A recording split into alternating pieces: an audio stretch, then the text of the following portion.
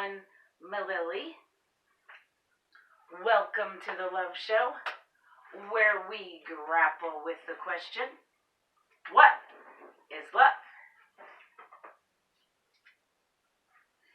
Today we want to know, is love power?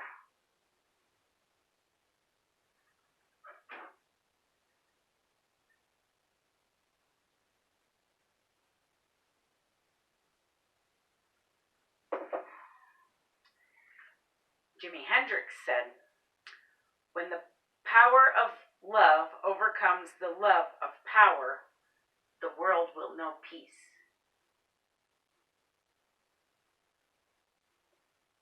Do you know love? Do you know power? Do you have to know both to know peace?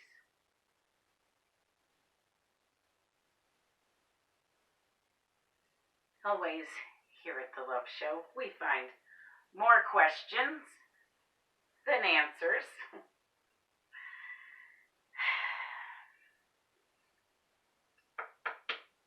We have found some answers here at the Love Show, though, and we found that love is, in fact, the path to peace.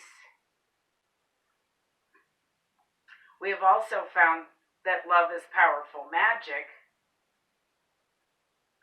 But is love power?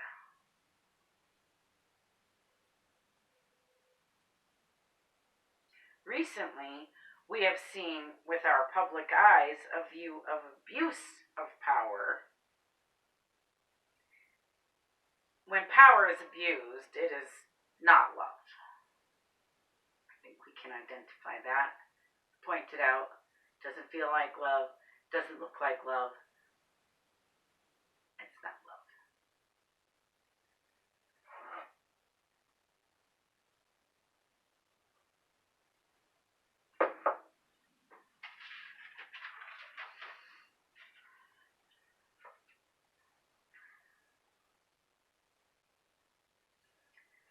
Hara Estroff Morano at Psychology Today says that equality of power is extremely important, citing within her Psychology Today article a woman named Carmen Knudsen Martin of the Loma Linda University.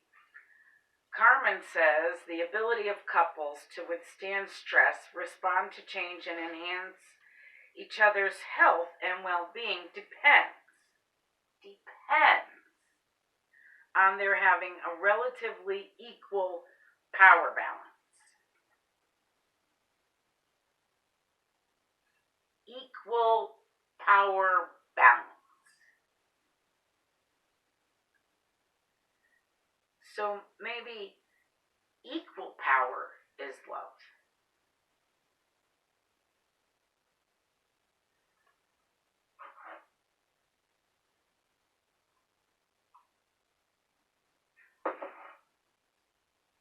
I suppose power abuse is not love because it's not equal. And that is what is abusive about it. Is power abusive if there is no love in it? If the power of love is in the room instead of the love of power, is it not then and possibly only then equal? Love is what balances power and makes it equal.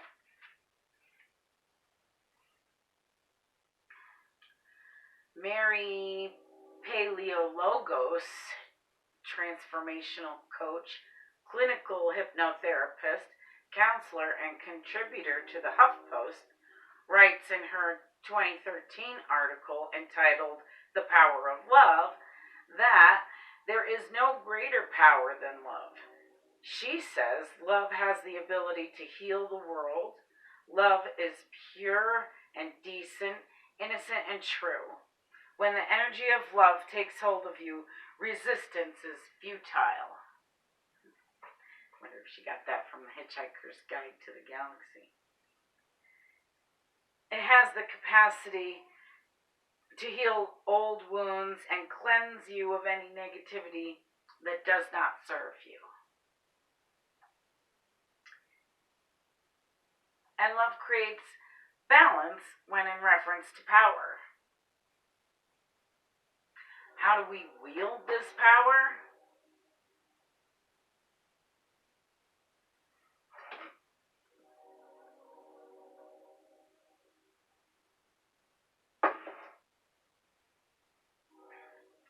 The late, great Justice Ruth Bader Ginsburg seemed to know how to wield it and how to strike balance where no one else could. We have to understand at this moment, just before a presidential election in the United States, our system is incredibly imbalanced. That is that of the United States, our government. This is a primary problem that has existed since our first president. We were imbalanced because we only had old white men allowed to be involved. No natives, no black people, no women. It wasn't that these people didn't exist. They existed, and the country was built on their backs.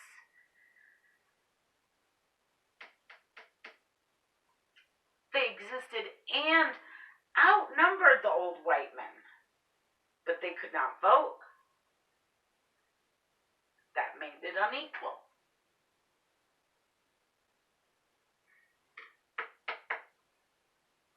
Native Americans did not have a right to vote in American elections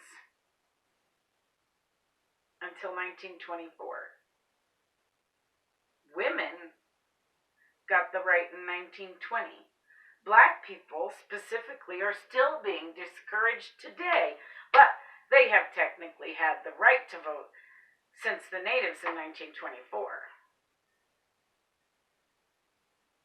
The point is, there has not been love in the power balance because there has not been a balance. People keep saying that Justice Ginsburg put the Supreme Court out of balance, but that is just simply not true. She balanced the Supreme Court. How? With love and by being a woman and a liberal.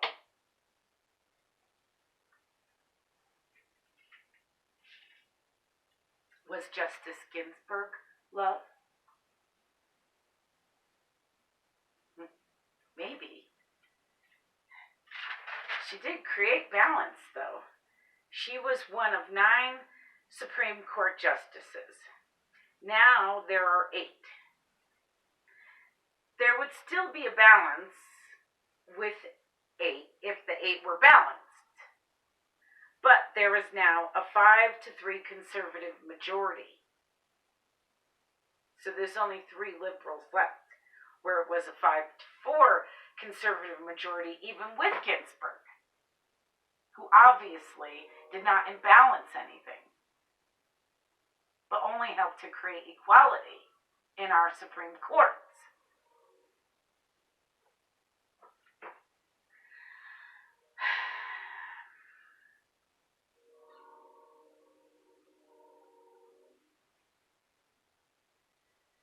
So, our people, who these justices are supposed to represent, our people, our actual people, are not conservative majority. Conservatives don't outnumber liberals when you look at the actual people in our country. So therefore, these folks are supposed to represent the people, and the people include black people.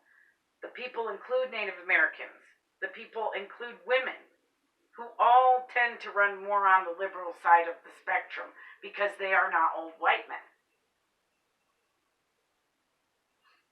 So if the 5-3 leans conservative, another conservative Supreme Court justice leaves us unloved, imbalanced. That would be a 6-3 majority of folks that represent a very small minority in this country. We have a majority rules system by our Constitution, but yet we are run by a minority. A loveless minority. Which brings me to self-love.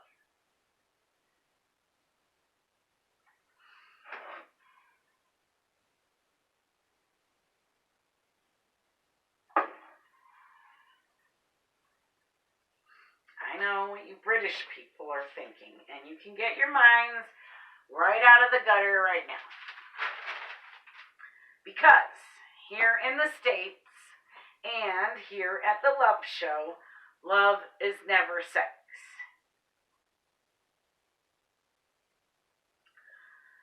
And self-love is not essentially sex with oneself, like the British think.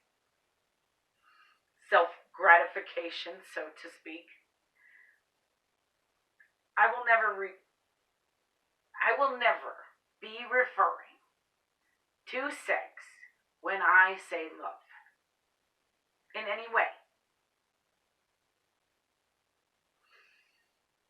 When I refer to love, I'm not referring to sex ever. Not in any way.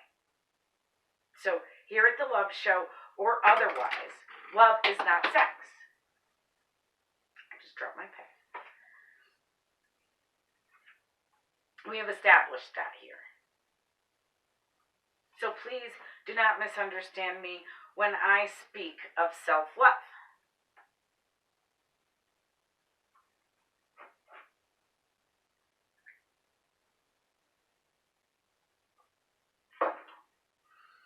I'm just going to leave my pen there. I don't really need it. I just like to hold it. We have also found here at the Love Show that one can only love others if first one loves oneself. You must love yourself first.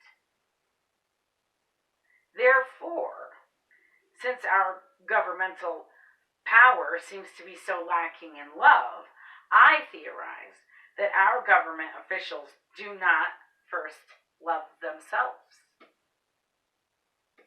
Therefore, they don't have the ability to love others or to put love into their job.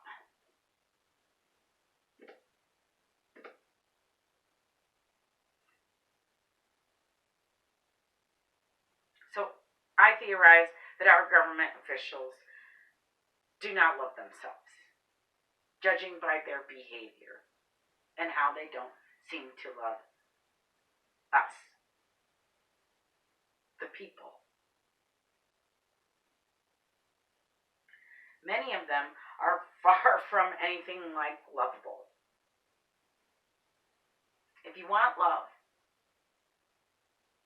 be yourself, yes, but be your best self.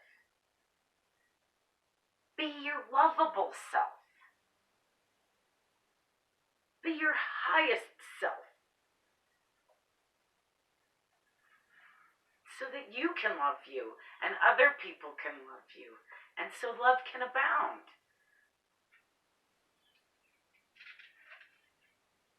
Love cannot abound if you just hate yourself. And if you only do things that make you hate yourself, then you're not going to find love from anyone else or yourself or the universe or the multiverse for that matter.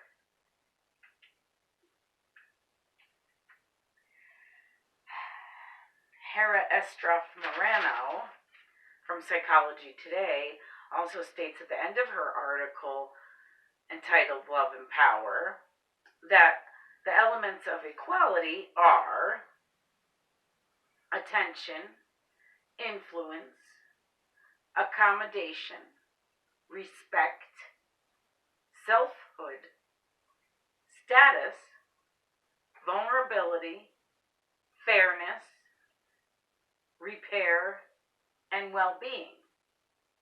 So what she's saying is all these things need to be equal for a couple to work and have balanced power. But I think these things all need to be equal for every human being to work and have power in our country that's supposed to be we the people running it.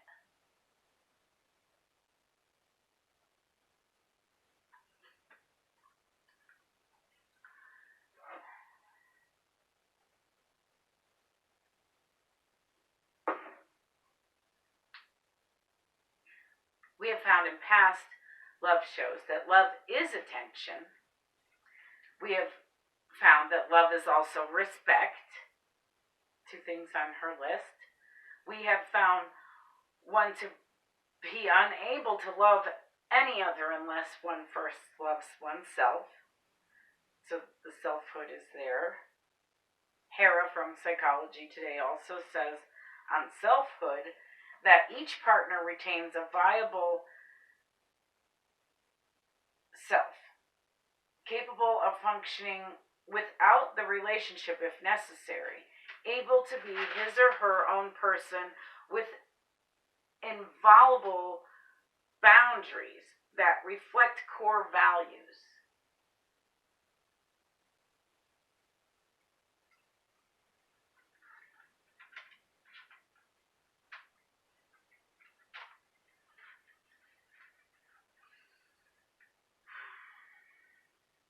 So in personal relationships, love is very powerful.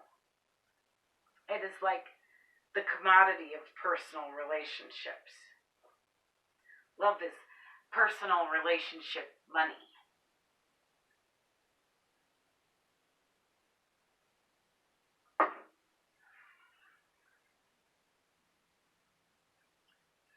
But what about public relations? If we are not talking sex, but we are talking love, can't love be just as powerful, just as much of a commodity in public relations as love is in personal relations?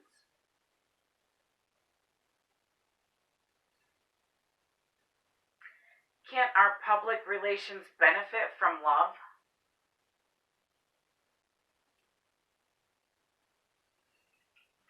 I don't think we would have policemen getting away with murdering innocent people in their sleep if we had some love in our public relations. What if we put love in every relationship we have? I think there would be true justice. Love doesn't murder people in their sleep. Love doesn't shoot people in the back 8 times at close range. And love, friends, does not allow anyone who does so to do it again.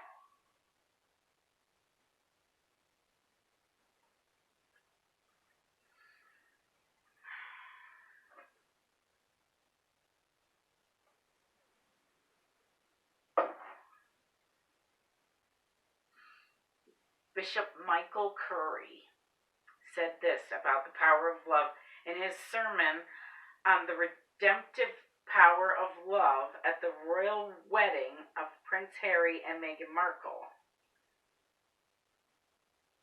And quote, "Love is the way. Love is the only way. Those who follow in my way follow in the way of unconditional, unselfish, sacrificial love. And that kind of love can change the world.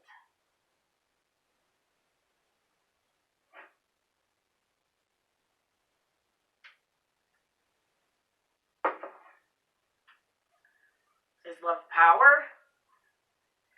Yes, absolutely. Are we wielding the power of love? Not enough. Should we wield love's power as a weapon? Yes, friends. Yes, we should. Should we wield love as a weapon in our public lives and relations? Yes. Yes, we should. Will there be equality and balance and justice when we do?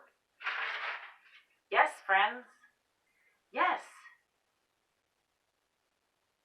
Why? Because love is power. Love is the power. The power to beat all powers. Does love beat greed? Yes. Does love beat lies? Yes. Does love beat tyranny? Yes. We even proved here at the Love Show that love is the death of the duty to kill another human being. Nothing else kills the duty to kill another human being. Nothing. Just love. That is power, kids. Raw power that we need to use right now.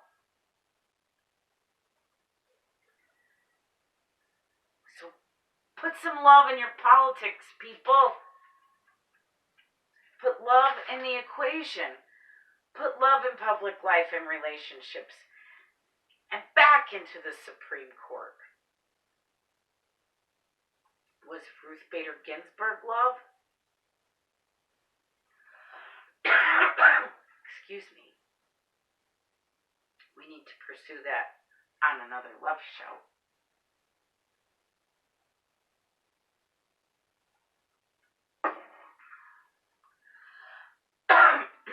Excuse me. I'm sure, though, that the only thing that can replace her is love. Only love can sit comfortably, fairly in that seat, friends. We all know it's true. If we want equality and balance, love has to sit there.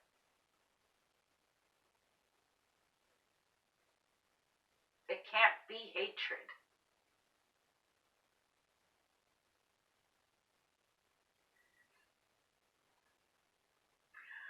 So get out there and fight with the power of love. It's huge. Be ruthless with love. I love you. Thanks for watching. Love!